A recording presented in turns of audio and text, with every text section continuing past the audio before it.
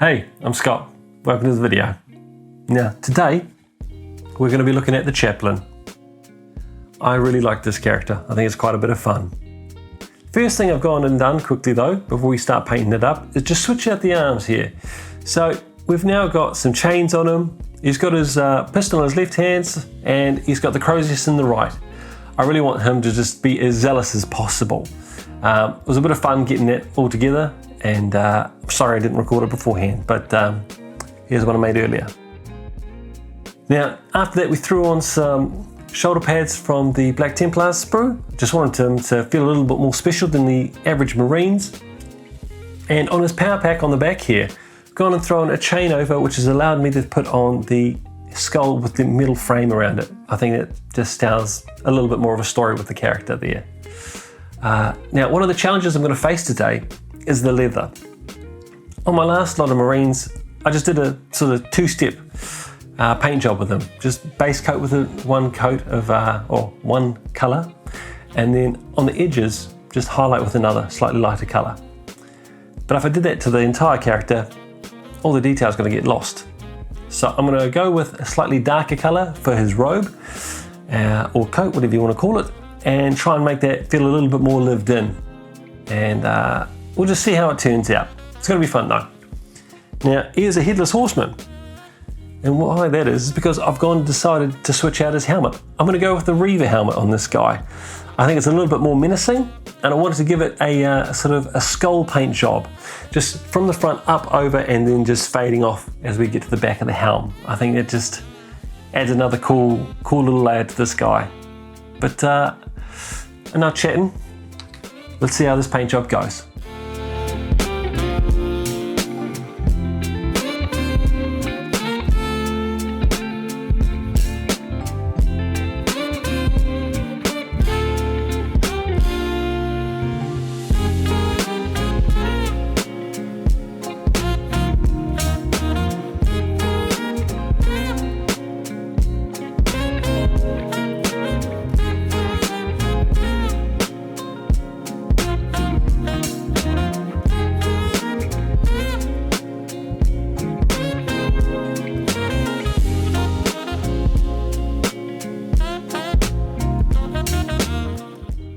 Easy part's done now. We've got the first two layers of paint down on the coat, and it's looking all right.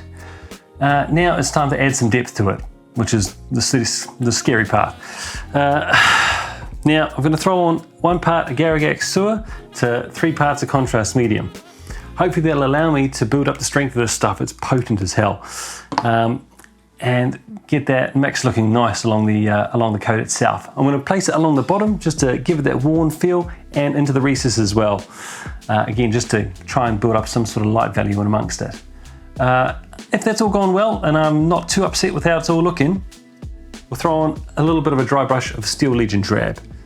That'll hopefully give me those micro scratches, make it look a little bit more dirty and worn, and I'll also use this probably to do the edge highlights as well. So yeah. Let's just see how it goes.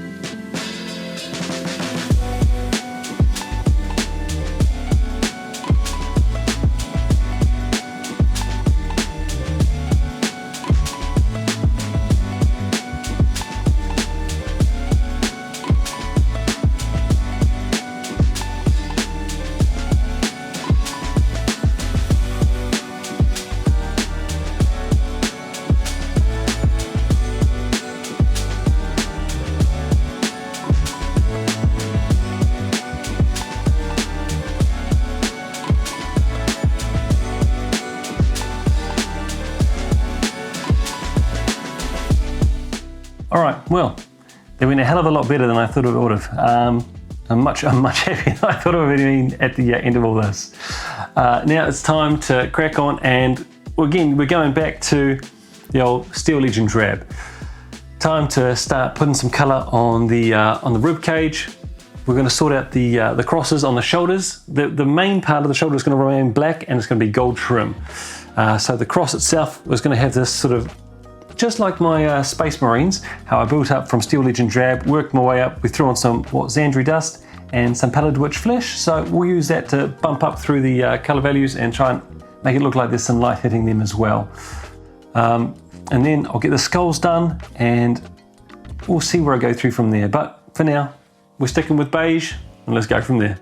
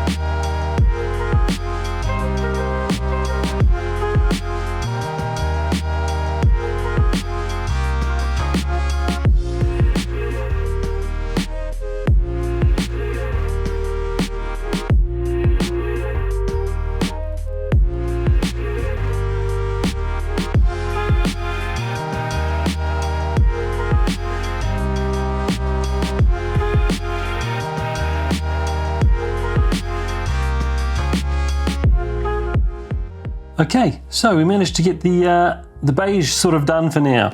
Shoulder pads are done with a very basic sort of lighting effect on them to make it look like the sun is shining down. Skulls have been done as well. I'm really happy with how they turned out. They look a little bit better than my last ones, just to add a little bit of depth to them. Again, on the other side, still looking pretty. Now, finally, we've got some colour going on. Got this pistol done. So, fit that with a good old base of the corn red. Then I gave it a little bit of a highlight with some Evil Sin Scarlet. Gave it a very top highlight with the Wild Rider, and then got an edge highlight with the Fire Dragon Bright. And that really sort of sells that sort of the look that the sun is shining down on them, or some sort of light sources. And I quite like that. I like that effect.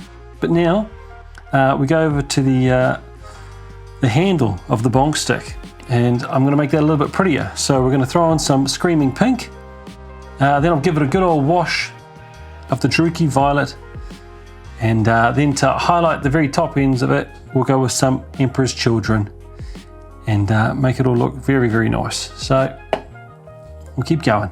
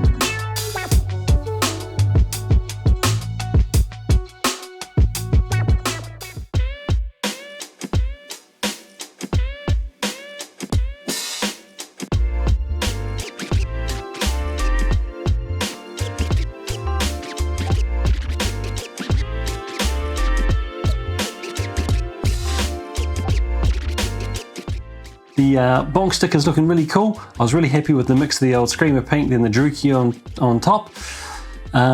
Hitting it with a bit of the Emperor's Children, just trying to give that little light value on top again. But it sort of popped a bit too much, so I hit it with a glaze of the Screamer pink again, just to bring it down again, just to make it feel a bit more grounded, because it was popping off a bit too much. The arm I'm really happy with.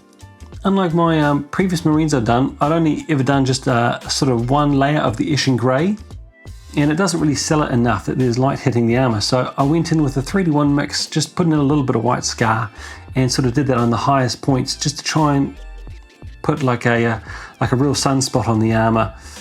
Could probably hit it with something a little bit brighter again, but for now I'll just leave it as it is. I'm quite happy with that. Now I've got to go in and do the next lot of leather for this mini here, and then I'm going to try and figure out something slightly different for the book in comparison to the rest of what's left over to go. But once we get all that sorted, it'll be time for the parchment and then the metallics. Also, really happy with how this helmet has turned out. Much better than I anticipated. When I did the footage as well, the Eshin Grey on the back was a bit too bright with the amount of white I'd mixed in, so I just went back with the glaze just to knock it down a bit. But yeah, very happy with how it's turned out. Thank God I did the eyes first and then decided to do the skull paint job, so yeah. Let's get it all together and see how she goes just before we start doing the metallics.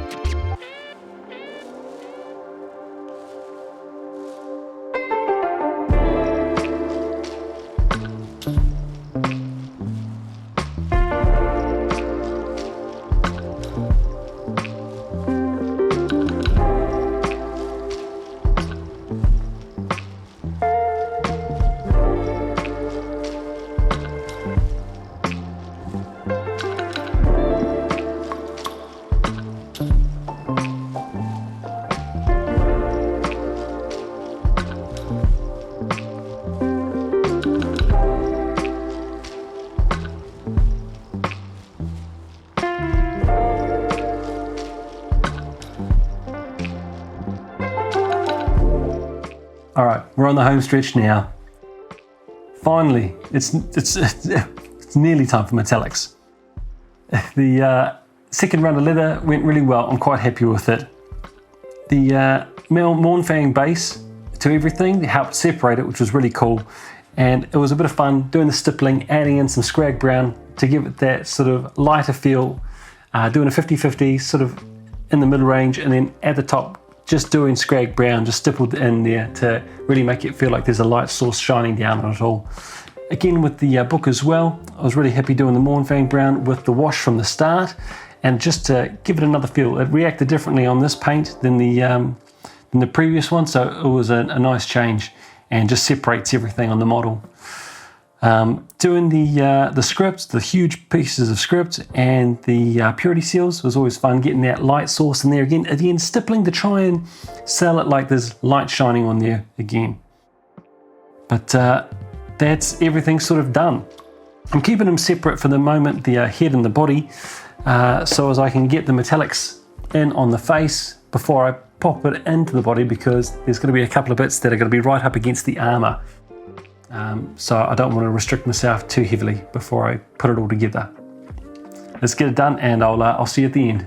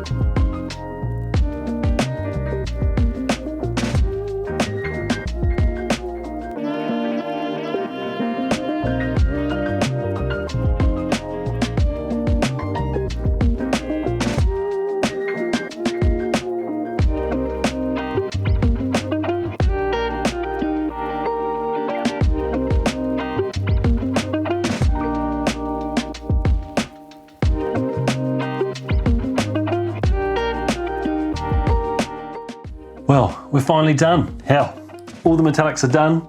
He's got his head back, and he's finally a chaplain. Really, really happy with how the leather turned out. It was a lot of fun trying to figure that one out, but a couple of tutorials later, and we're looking okay. It'll definitely be something to improve upon the next time round, but we got there. Still not quite happy with the highlights on the armor. Maybe one more smaller, very small touch up of a lighter grey or close to white would help sell that sunspot, but again, we'll keep working on that. The skull paint job on the helmet was a ton of fun to get to and work on, and I'm really happy how it turned out. Obviously the model itself lends to that a lot, so I was very, very lucky with this choice, and very glad I went with the Reaver helm in the end. And finally, just the metallics. It was a lot of fun getting there after the wash and dulling everything down to get in with the highlights and just bring that all back up. It's really helped just tie it all together, I feel. But anyway, that's enough of that model.